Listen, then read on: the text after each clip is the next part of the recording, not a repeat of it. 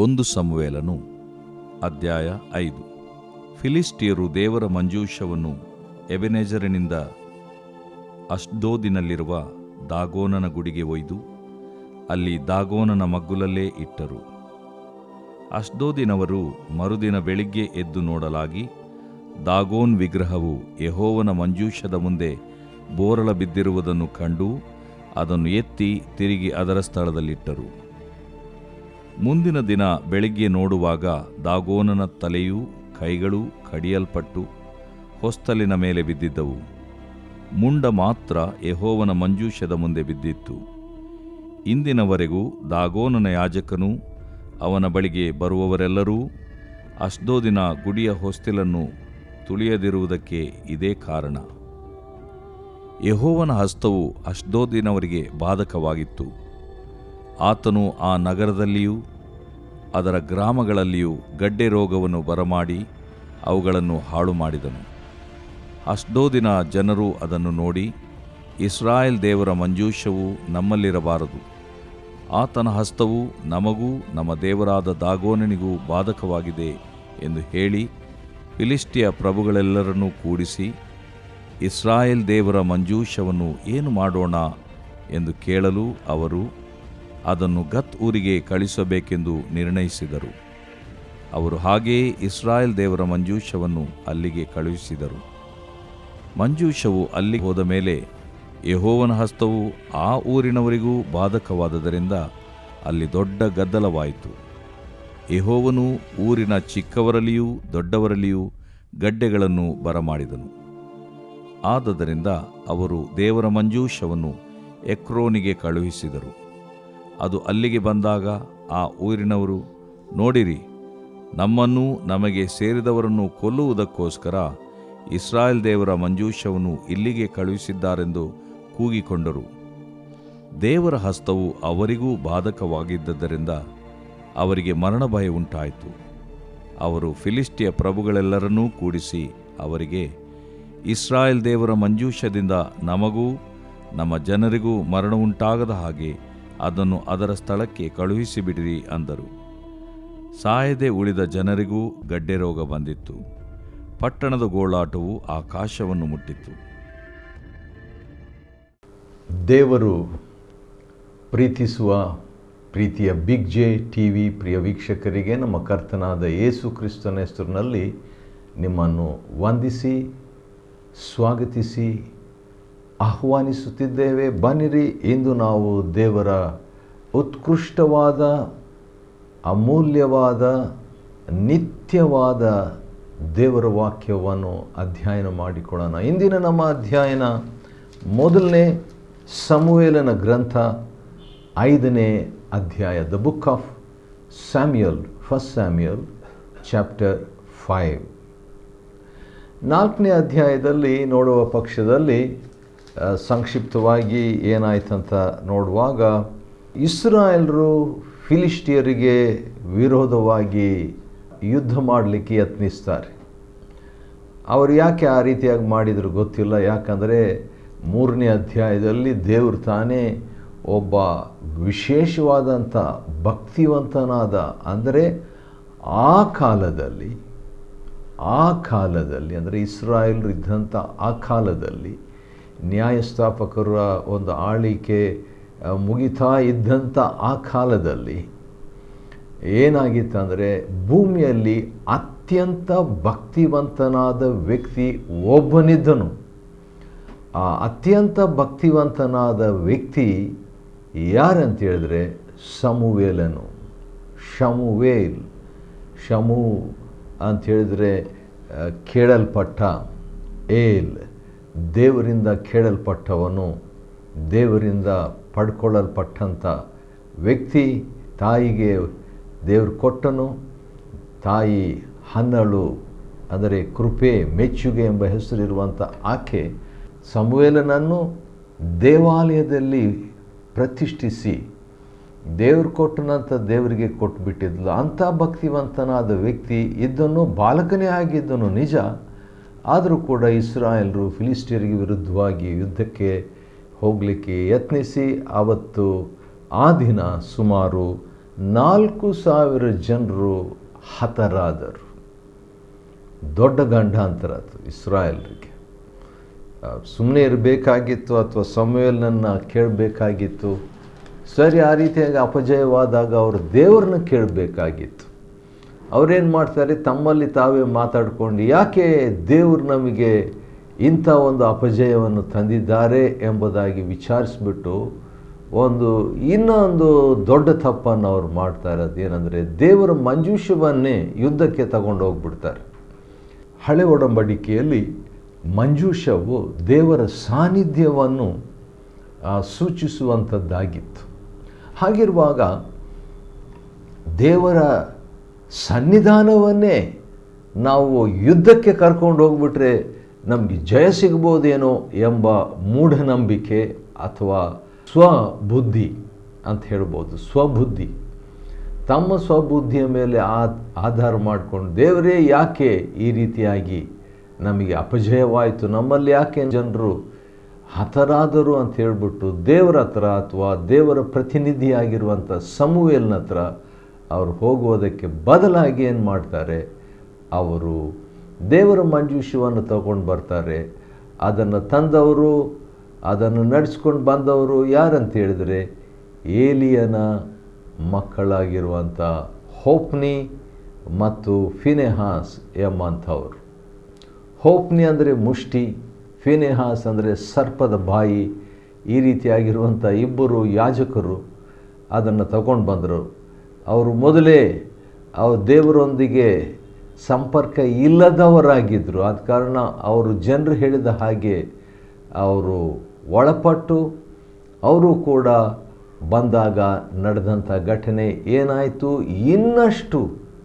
ಇನ್ನಷ್ಟು ಕೇವಲ 4,000 ಜನರು, ಅದೇ ಸ್ವಲ್ಪ ದೊಡ್ಡದ, ಅಷ್ಟೊಂದು ಜನರು ತೀರೋಗಿದ್ರು. ಆದರೆ ಈಗ 30,000 ಜನರು ಇಸ್ರಾಯೇಲರು ವೈರಿಗೆ ಪಾಲಾಗ್ತಾರೆ, ವೈರಿಯಿಂದ ಹತರಾಗ್ತಾರೆ. ಹೌದು, ಅಷ್ಟೇ ಅಲ್ಲ, ಹಾಗಾದರೆ 4,000 ಪ್ಲಸ್ 30,000 34,000. ಅಷ್ಟೇ ಅಲ್ಲದೆ ಯಾಜಕರು, ಏಲಿಯ ಮಕ್ಕಳಾದಂಥ ಯಾಜಕರು, ಯಾರು ಮುಷ್ಟಿ ಅಂತ ಹೆಸರಿರುವಂಥ ಹೋಪ್ನಿ ಮತ್ತು ಸರ್ಪದ ಬಾಯಿ ಎಂಬಂಥ ಹೆಸರಿರುವಂಥ ಫಿನೆಹಾಸನು, ಇವರಿಬ್ಬರು ಕೂಡ ಹತರಾದರು. ಅದಕ್ಕಿಂತಲೂ ವಿಷಾದಕರವಾದಂಥ ಒಂದು ಸಂಗತಿ ಏನೆಂದರೆ ದೇವರ ಮಂಜೂಷವು, ದೇವರ ಸಾನ್ನಿಧ್ಯವನ್ನು ಸೂಚಿಸುವಂಥ ದೇವರ ಮಂಜೂಷವು ಶತ್ರುಗಳ ವಶವಾಗುತ್ತದೆ. ಇದನ್ನು ತಿಳಿಸುವುದಕ್ಕೋಸ್ಕರವಾಗಿ ಒಬ್ಬ ಮನುಷ್ಯನು ಓಡೋಡಿ ಬಂದು ಆ ಸುದ್ದಿಯನ್ನು, ಒಬ್ಬ ಬೆನ್ಯಾಮೀನನು ಬಂದು ಅಲ್ಲಿ ನಡೆದಂಥ ಘಟನೆಯನ್ನು ವರದಿ ಮಾಡ್ತಾನೆ. ಮಾಡಿದಾಗ ಅದನ್ನು ಕೇಳಿಸ್ಕೊಳ್ತಾನೆ ಏಲಿಯು. ಮುದುಕನಾಗಿದ್ದಾನೆ, ವಯಸ್ಸು 98. ಅಂಥ ಒಂದು ಸನ್ನಿವೇಶದಲ್ಲಿ ದೇವರ ಮಂಜೂಷವು ಶತ್ರುವಶವಾಯಿತು ಅಂತ ಕೇಳಿದಾಗ ಅವನು ತನ್ನ ಕುತ್ತಿಗೆ ಮುರಿದು ಹಾಗೆ ಬಿದ್ದು ಹೋಗಿ ಸತ್ತು ಹೋಗ್ತಾನೆ. ಹೌದು, ಕುತ್ತಿಗೆ ಮುರಿದು ಸತ್ತನು ಏಲಿ. ಇದೇ ಸುದ್ದಿಯನ್ನು ಕೇಳಿಕೊಂಡಂಥ ಫಿನೆಹಾಸನ ಹೆಂಡತಿ, ಹೌದು ಮಾವ ಸತ್ತೋದನು, ಗಂಡ ಸತ್ತೋದನು ಅಂತ ಹೇಳಿದಾಗ ಆಕೆಗೆ ಪ್ರಸವ ವೇದನೆಯಾಗಿ ಒಂದು ಮಗುವನ್ನು ಹಡಿತಾಳೆ. ಮಗುವನ್ನು ಹೆತ್ತು ಆ ಮಗುವಿಗೆ ಈಕಾಬೋದ್ ಎಂಬ ಹೆಸರನ್ನು ಕೊಡ್ತಾಳೆ, ಅಂದರೆ ಮಹಿಮೆ ಕಳ್ಕೊಂಡವನು ಎಂಬುದಾಗಿ. ಈ ರೀತಿಯಾಗಿ ಇಸ್ರಾಯೇಲರಿಂದ ಮಹಿಮೆ ಕಳೆದು ಹೋಯಿತು. ವಿಷಾದಕರವಾದಂಥ ಒಂದು ಘಟನೆಯಿಂದ ಮುಕ್ತಾಯವಾಗ್ತೈತೆ 4ನೇ ಅಧ್ಯಾಯ. ಆದರೆ 5ನೇ ಅಧ್ಯಾಯದಲ್ಲಿ ಈ ದೇವರ ಮಂಜೂಷ ಶತ್ರುವಶವಾಯಿತಲ್ಲ, ಫಿಲಿಸ್ಟಿಯರ ಕೈಗೆ ಸಿಕ್ತಲ್ಲ. ಫಿಲಿಸ್ಟಿಯರ್ ಅಂದರೆ ಹೊರಳುವ, ರೋಲಿಂಗ್ ಎಂಬ ಹೆಸರಿನ ಅಥವಾ ಅರ್ಥದ ಹೆಸರು. ಆ ಫಿಲಿಸ್ಟಿಯರ ವಶಕ್ಕೆ ದೇವರ ಮಂಜೂಷವು ಅದು ಸಿಕ್ಕಿದ್ರಿಂದ ಅದನ್ನು ಅವರು ತಗೊಂಡು ಹೋಗಿ ಏನು ಮಾಡಬೇಕಂತ ಗೊತ್ತಿಲ್ಲದೆ ಅದನ್ನು ಎಬೆನೇಜರಿಂದ ಅಷ್ಟೋದಿನಲ್ಲಿರುವ ದಾಗೋನನ ಗುಡಿಗೆ ತಗೊಂಬರ್ತಾರೆ. ಎಬೆನೇಜರ್ನಲ್ಲಿ ಅದು ಮೊದಲಿತ್ತು. ಆ ಮಂಜೂಷವು ಏಜರ್ ಅಂದರೆ ಸಹಾಯ, ಎಬೆನೇಜರ್ ಅಂದರೆ ಇದುವರೆಗೆ ದೇವರು ನಮಗೆ ಸಹಾಯ ಮಾಡಿದ್ದಾನೆ ಎಂಬ ಅರ್ಥವನ್ನು ಕೊಡುವಂಥ ಹೆಸರಿದು. ಮತ್ತು ಮೊದಲು ಈ ದೇವರ ಮಂಜೂಷವು ಅಲ್ಲಿಂದ ತಕ್ಕೊಂಡು ಬಂದು ಅವರು ಅಷ್ಟೋದಿಗೆ ತಗೊಂಬಂದರು. ಅಷ್ಟೋದ್ ಅಂದರೆ ಹಾಳು ಮಾಡುವ ಅಂತ ಹೇಳ್ಬಿಟ್ಟು, ಹಾಳು ಮಾಡುವ ದೇವರ ಸಹಾಯಕ್ಕೆ ಇರುವಂಥ ಸ್ಥಳದಿಂದ ಈಗ ಹಾಳು ಮಾಡುವ ಸ್ಥಳಕ್ಕೆ ಅದು ಬಂದಿದೆ, ಅಂದರೆ ಫಿಲಿಸ್ಟಿಯರ್ ಹತ್ರ. ಆದರೆ ಅವ್ರು ಎಲ್ಲಿಡಬೇಕಂತ ಗೊತ್ತಿಲ್ಲದೆ ಅವ್ರಿಗೊಂದು ಗುಡಿ ಇತ್ತು. ಆ ಗುಡಿ ದಾಗೋನಿನ ಗುಡಿ. ದಾಗೋನ್ ಅಂತ ಹೇಳಿದ್ರೆ ಮೀನು ದೇವತೆ, ಮೀನು ದೇವರು ಅಂತ ಹೇಳ್ಬಿಟ್ಟು ಫಿಲಿಸ್ಟಿಯರು ಪೂಜಿಸ್ತಿದ್ದಂಥ ದಾಗೋನ್ ಗುಡಿಗೆ ಅದನ್ನು ತಗೊಂಡು ಬಂದು ಅಲ್ಲಿ ಇಡ್ತಾರೆ. ಅಲ್ಲಿ ಇಟ್ಟಾಗ ನಡೆದಂಥದ್ದು ಏನು ಆಶ್ಚರ್ಯ, ಒಂದು ತಮಾಷೆ ಕೂಡ. ಆ ಮೀನು ದೇವರ ಬಳಿಯಲ್ಲಿ ಈ ಒಂದು ಮಂಜೂಷ, ಯೆಹೋವ ದೇವರ, ಸತ್ಯ ದೇವರ ಮಂಜೂಷವನ್ನು ಇಟ್ಟರು. ಮರುದಿನ ಅಷ್ಟೋದಿನವರು, ಅಂದರೆ ಹಾಳು ಮಾಡುವ ಎಂಬ ಊರಿನವರು ಮರುದಿನ ಬೆಳಗ್ಗೆ ಎದ್ದು ಹೋಗಿ ನೋಡ್ತಾರೆ. ದಾಗೋನ್ ವಿಗ್ರಹವು, ಅಂದರೆ ಆ ಮೀನು ದೇವರ ವಿಗ್ರಹವು ಯೆಹೋವನ ಮಂಜೂಷದ ಮುಂದೆ ಬೋರ್ಲು ಬಿದ್ದಿರುವುದನ್ನು ಕಂಡು, ಅದು ಬೋರ್ಲು ಬಿದ್ದುಬಿಟ್ಟಿತ್ತಂತೆ. ಅದನ್ನು ಎತ್ತಿ ತಿರುಗಿ ಅದರ ಸ್ಥಳದಲ್ಲಿ ಅದನ್ನು ಇಟ್ಟುಬಿಟ್ರು. ದೇವರನ್ನು ವಿಗ್ರಹಕ್ಕೆ ಸರಿಸಮಾನ ಮಾಡಬಾರದು. ಆದ ಕಾರಣ ಅದು ದೇವರ ಶಕ್ತಿಯಿಂದ, ಸತ್ಯ ದೇವರ ಪ್ರಸನ್ನತೆಯಿಂದ ಅಂತ ಹೇಳ್ಬೋದು. ಯಾಕಂದರೆ ಮಂಜೂಷ ದೇವರ ಸಾನ್ನಿಧ್ಯದಿಂದ ಆ ವಿಗ್ರಹ ಬಿದ್ದು ಹೋಗಿತ್ತು. ಅದನ್ನೆತ್ತಿ ತಿರುಗಿ ಅದೇ ಸ್ಥಳದಲ್ಲಿಟ್ಟು ಮಾರನೇ ದಿನ ಹೋಗಿ ನೋಡ್ತಾರೆ. ಡೇ 2. ಮೊದಲನೇ ದಿನ ಆ ರೀತಿಯಾಗಿ ಅಡ್ಡು ಬಿದ್ದುಬಿಟ್ಟಿತ್ತು, ಬೋರ್ಲು ಬಿದ್ದುಬಿಟ್ಟಿತ್ತು ಆ ದಾಗೋನ್ ದೇವತೆಯ ವಿಗ್ರಹ. ಎರಡನೇ ದಿನ ಏನು ಮಾಡಿದರು, ಮತ್ತೆ ಬೆಳಗ್ಗೆ ಎದ್ದು ಹೋಗಿ ನೋಡ್ತಾರೆ. ದಾಗೋನ್ನ ತಲೆಯು ಕೈಕಾಲುಗಳು ಕಡಿಯಲ್ಪಟ್ಟು ಹೊಸ್ತಲಿನ ಮೇಲೆ ಬಿದ್ದಿದ್ದವು. ಮೀನಿನ ತಲೆ ಮತ್ತು ಕೈಗಳು, ಮೀನಿಗೆ ಕೈ ಇಲ್ಲ, ಆದರೆ ಕೂಡ ಈ ಒಂದು ದೇವತೆಗೆ ಕೈ ಸಹ ಇಟ್ಟಂಥ ಮೀನು ದೇವತೆ, ಅದು ಕಡಿಯಲ್ಪಟ್ಟು ಹೊಸ್ತಲಿನ ಮೇಲೆ ಬಿದ್ದಿದ್ದವು. ಅದರ ಮುಂಡ ಮಾತ್ರ ಯೆಹೋವನ ಮಂಜೂಷದ ಮುಂದೆ ಬಿದ್ದಿತ್ತು. ಮೊದಲನೇ ಸಮುವೇಲ 5ನೇ ಅಧ್ಯಾಯದ 4ನೇ ವಚನದಲ್ಲಿ ಮಾತು ಲಿಖಿತವಾಗಿದೆ. ಆದ ಕಾರಣ ಆಶ್ಚರ್ಯ. ಡೇ 2, ಎರಡನೇ ದಿವಸ ನಡೆದಂಥ ಒಂದು ಘಟನೆ. ಮತ್ತು ಈ ಒಂದು ಕಾರಣದಿಂದ ಹೊಸ್ತಲು ತುಳಿಯೋದಿಲ್ಲ ಆ ಫಿಲಿಸ್ಟಿಯರು. ಇವತ್ತಿನವರೆಗೆ ಅವರ ಒಂದು ಅಭ್ಯಾಸ ಏನಂತ ಹೇಳಿದರೆ, ತಮ್ಮ ದೇವತೆ ಆ ಹೊಸ್ತಲಿನ ಮೇಲೆ ಬಿದ್ದಿದ್ದರಿಂದ ಅವರು ಏನು ಮಾಡ್ತಿದ್ರು, ಹೊಸ್ತಿಲನ್ನು ತುಳಿಯದೇ ಇರುವಂಥ ಒಂದು ಅಭ್ಯಾಸ ಅವರಲ್ಲಿ ಉಂಟು. ಈ ರೀತಿಯಾಗಿ ಈ ಯೆಹೋವನ ಹಸ್ತವು ಅಷ್ಟೋದಿನವರೆಗೆ ಬಾಧಕವಾಗಿತ್ತು. ಯಾಕಂದರೆ ದೇವರು ತನ್ನ ಜನರ ನಡುವೆ ಇರಬೇಕಾದಂಥ ಸ್ಥಳದಿಂದ ಆ ದೇವರ ಸನ್ನಿಧಾನವನ್ನು ದೇವರು ಹೇಳಿದ್ದಿಲ್ಲ. ಆ ಒಂದು ಮಂಜೂಷವನ್ನು ತಗೊಂಡು ಹೋಗ್ರಿ ಅಂತ ಹೇಳ್ಬಿಟ್ಟು ಇಸ್ರಾಯೇಲ್ರಿಗೂ ಹೇಳಿದ್ದಿಲ್ಲ, ಫಿಲಿಸ್ಟಿಯರಿಗೂ ಹೇಳಿದ್ದಿಲ್ಲ. ಇಸ್ರಾಯೇಲರು ತಮ್ಮ ಸ್ವಬುದ್ಧಿಯಿಂದ ಅದನ್ನು ದೇವರು ಎಲ್ಲಿ ಇರಬೇಕು ಎಂಬುದಾಗಿ ಹೇಳಿದಂಥ ಸ್ಥಳದಿಂದ ತಕ್ಕೊಂಡು ಅವರು ದೇವರು ಸಹಾಯ ಮಾಡಿದಂಥ, ಇದುವರೆಗೆ ಸಹಾಯ ಮಾಡಿದಂಥ ಎಬೆನೇಜರ್ ಆ ಸ್ಥಳದಲ್ಲಿ, ಆ ಊರಲ್ಲಿ ದೇವಜನರ ನಡುವೆ ದೇವರ ಒಂದು ಸಾನ್ನಿಧ್ಯ ಇರಬೇಕು ಎಂಬುದಕ್ಕೆ ಸಂಕೇತ ಅದು. ಆ ಸಾಂಕೇತಿಕವಾದಂಥದ್ದನ್ನು ಬದಲಾಯಿಸಿದರು ಇಸ್ರಾಯೇಲರು. ಫಿಲಿಸ್ಟಿಯರು ಅದೇ ರೀತಿಯಾಗಿ ಬದಲಾಯಿಸಿಬಿಟ್ರು. ತಮ್ಮ ಊರಿನಲ್ಲಿ, ಅಂದರೆ ಹಾಳು ಮಾಡು ಎಂಬಂಥ ಸ್ಥಳಕ್ಕೆ ದೇವರ ಸಾನ್ನಿಧ್ಯವನ್ನು ತಂದು ಮೀನು ದೇವತೆಯ ಸಮಾನವಾಗಿ ಒಂದೇ ಸ್ಥಳದಲ್ಲಿ ಇಟ್ಟಿದ್ರು. ಆದ ಕಾರಣ ದೇವರ ಹಸ್ತವು ಅಷ್ಟೋ ದಿನವರೆಗೆ, ಅಂದರೆ ಹಾಳು ಮಾಡುವ ಎಂಬ ಊರಿನವರಿಗೆ ಬಾಧಕವಾಗಿತ್ತು. ಅದು ಹೇಗೆ ಬಾಧಕವಾಗಿತ್ತು ಅಂದರೆ ಗಡ್ಡೆ ರೋಗವನ್ನು ಬರಮಾಡಿ ಅವುಗಳನ್ನು ಹಾಳು ಮಾಡಿದನು. ಈ ರೀತಿಯಾಗಿದ್ದಾಗ ಏನು ಮಾಡಿಬಿಟ್ರು, ಅದನ್ನು ನೋಡಿ ಇಸ್ರಾಯೇಲ್ ದೇವರ ಮಂಜೂಷವು ನಮ್ಮಲ್ಲಿ ಇರಬಾರ್ದು ಅಂತ ಹೇಳ್ಬಿಟ್ಟು ಒಂದು ಕನ್ಕ್ಲೂಷನ್ಗೆ ಬಂದುಬಿಟ್ರು ಅವರು. ಇಸ್ರಾಯೇಲ್ ದೇವರ ಮಂಜೂಷವು ನಮ್ಮಲ್ಲಿ ಇರೋದರಿಂದ ಈಗ ನಮಗೆಲ್ಲ ಗಡ್ಡೆ ರೋಗ ಬಂದುಬಿಟ್ಟಿದೆ ಎಂಬಂತ ಆತನ ಹಸ್ತ ನಮಗೂ ನಮ್ಮ ದೇವರಾದ ದಾಗೋನಿಗೂ ಬಾಧಕವಾಗಿದೆ ಅಂತ ಹೇಳ್ಬಿಟ್ಟು ಮಾತಾಡಿಕೊಂಡ್ರಂತೆ ಫಿಲಿಸ್ಟಿಯರು. ಈ ರೀತಿಯಾಗಿದ್ದಾಗ ಫಿಲಿಸ್ಟಿಯರ ಅಧಿಕಾರಿಗಳೆಲ್ಲ ಸೇರಿಬಿಟ್ಟು ಇಸ್ರಾಯೇಲ್ ದೇವರ ಮಂಜೂಷವನ್ನು ಏನು ಮಾಡೋಣ ಎಂಬಂಥ ಒಂದು ಕಾನ್ಫರೆನ್ಸು, ಒಂದು ಸಮಾವೇಶ, ಒಂದು ಸಮ್ಮೇಳನವನ್ನು ಅವರು ಇಟ್ಕೊಂಡ್ರು. ಮೊದಲನೇ ಸಮುವೇಲ 5ನೇ ಅಧ್ಯಾಯದ 8ನೇ ವಚನದಲ್ಲಿ ಇಸ್ರಾಯೇಲ್ ದೇವರ ಮಂಜೂಷವನ್ನು ಏನು ಮಾಡಬೇಕು ಎಂಬ ಸಬ್ಜೆಕ್ಟ್, ಒಂದು ವಿಷಯವನ್ನು ಇಟ್ಕೊಂಡವರು ಚರ್ಚಿಸ್ತಾ ಇದ್ದರು. ಏನಾದರೂ ಒಂದು ನಿರ್ಣಯಿಸಬೇಕೆಂಬುದಾಗಿ ಹೇಳಿಬಿಟ್ಟು ಅವರು ಅದನ್ನು ಅಷ್ಟೋದ್, ಅಂದರೆ ಹಾಳು ಮಾಡುವ ಎಂಬ ಸ್ಥಳದಿಂದ ಗತ್ ಊರಿಗೆ ಕಳಿಸ್ಬಿಡೋಣ ಅಂತ ತೀರ್ಮಾನ ತಗೊಂಡ್ರು. ಎಬಿನೇಜರ್ನಿಂದ ಈಗ ಅಷ್ಟೋದ್ನಿಂದ ಈಗ ಗತ್ ಊರಿಗೆ ದೇವರ ಮಂಜೂಷವು ಹೋಯಿತು.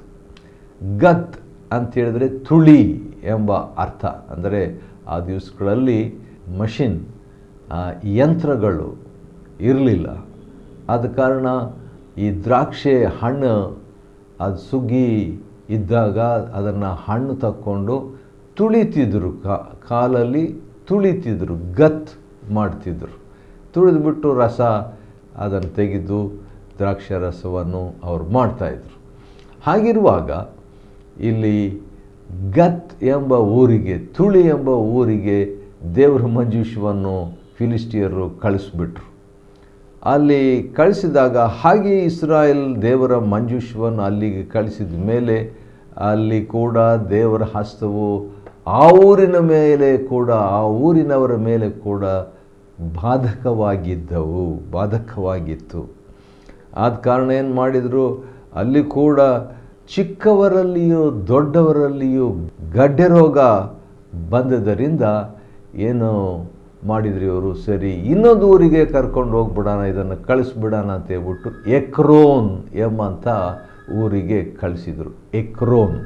ಎಕ್ರೋನಿಗೆ ಅವರು ಆ ದೇವರ ಮಂಜೂಷವನ್ನು ಕಳಿಸ್ಕೊಡ್ತಾರೆ. ಆ ಎಕ್ರೋನ್ ಅಂತ ಹೇಳಿದರೆ ಅದರ ಅರ್ಥ ಎರಾಡಿಕೇಷನ್, ಅದನ್ನು ನಿರ್ನಾಮ ಮಾಡುವ, ತೆಗೆದು ಹಾಕುವ, ರದ್ದುಗೊಳಿಸುವ, ಶುಚಿಪಡಿಸುವ, ಇಲ್ಲದೆ ಮಾಡುವ ಎಂಬಂಥ ಹೆಸರು ಎಕ್ರೋನ್. ಅದು ಕೂಡ ಸರಿಯಾದಂಥ ಸ್ಥಳ ಅಲ್ಲ. ಯಾಕಂತ ಹೇಳಿದರೆ ದೇವರು ದೇವಜನರ ನಡುವೆ ಇರಬೇಕಂದ್ರೆ ದೇವರ ಸಾನ್ನಿಧ್ಯಕ್ಕೆ ಸಾಂಕೇತಿಕವಾದಂಥ, ಅದರಲ್ಲಿಯೂ ಕೂಡ ಕೇಂದ್ರಿತವಾದಂಥ ದೇವರ ಸಾನ್ನಿಧ್ಯ. ಯಾಕಂದರೆ ಹುದುವಾದ ದೇವರ ಸಾನ್ನಿಧ್ಯ ಅಂತಿದೆ, ಅಂದರೆ ದೇವರೆಲ್ಲ ಕಡೆ ಇದ್ದಾನೆ.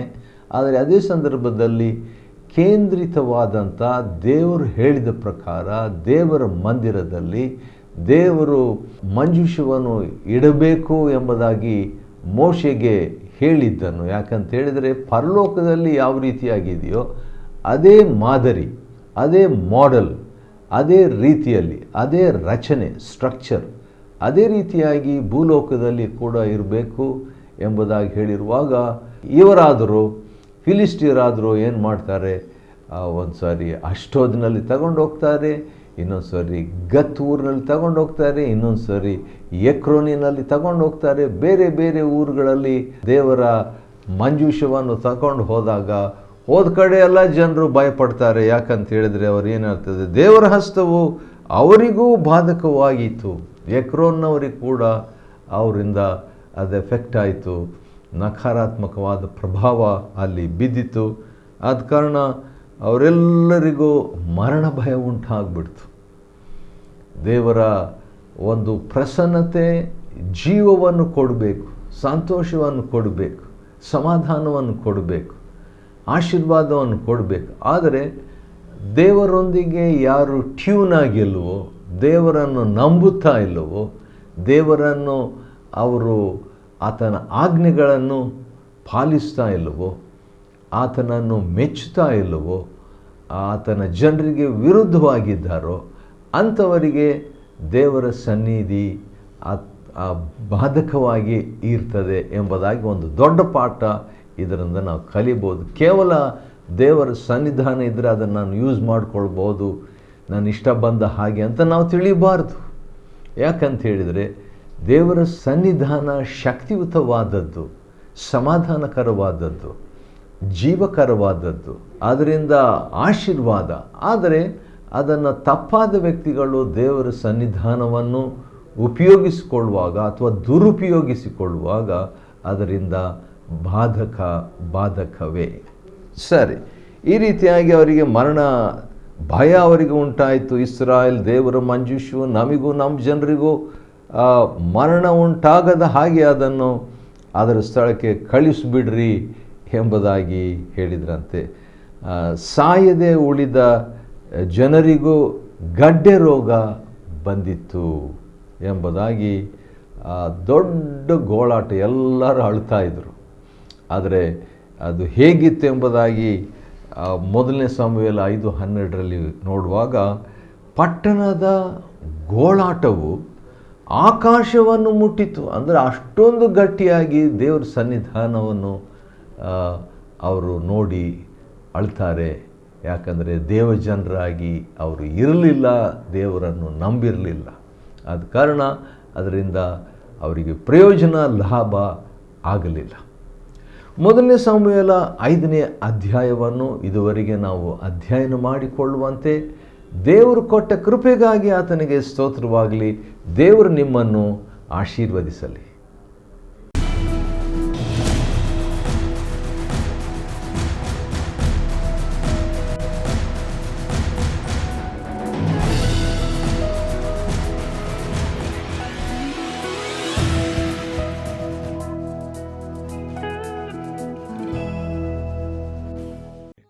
Chapter 5.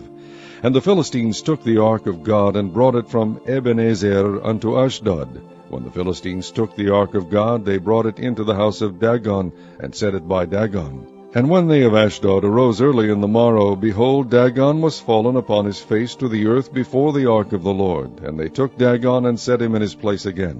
And when they arose early on the morrow morning, behold, Dagon was fallen upon his face to the ground before the ark of the Lord. And the head of Dagon and both the palms of his hands were cut off upon the threshold, only the stump of Dagon was left to him.